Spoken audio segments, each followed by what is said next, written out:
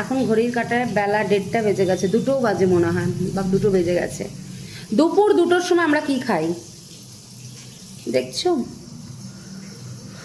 আমার কাছে এটা স্পেশাল এই কারণে আমার বর বানিয়ে দেয়, এত সুন্দর কফি বানায় গো। উফ, তোমরা ওপারে আছো তাই, নাহলে তোমাদের যদি খাওয়াতে পারতাম। এই ছুটির দিন আমরা আগে রান্নাবান্না করে নিই, সব কাজ টাজ করে নিই, তারপরে 4জন মিলে এই দুপুর 1:30টার পর একবার করে কফি আমরা খাই, এটা আমাদের একদম ম্যান্ডেটারি। কি যে ভালো হয়েছে শান, কি বলবো, ও প্রাণ জুড়িয়ে যায়। সারাটা সপ্তাহ অপেক্ষা করে থাকি এই কফির জন্য।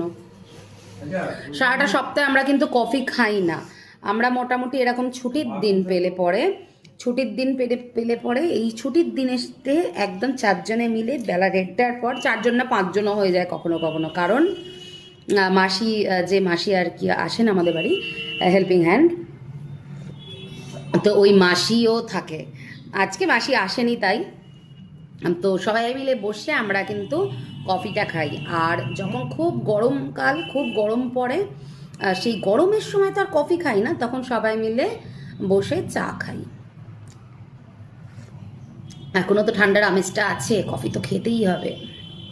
কি ভালো বানিয়েছে, ও মন জুড়িয়ে গেল গো। এই রবিবারটা অপেক্ষা করি শুধুমাত্র এই কাছের জিনিসটা, প্রিয় জিনিসটা খাবার লোভে। চলো আমি এনজয় করি। তোমরা কি আমাদের মতো এরকম করো, দুপুর 2টোর সময় কফি খাও? জানিও কিন্তু।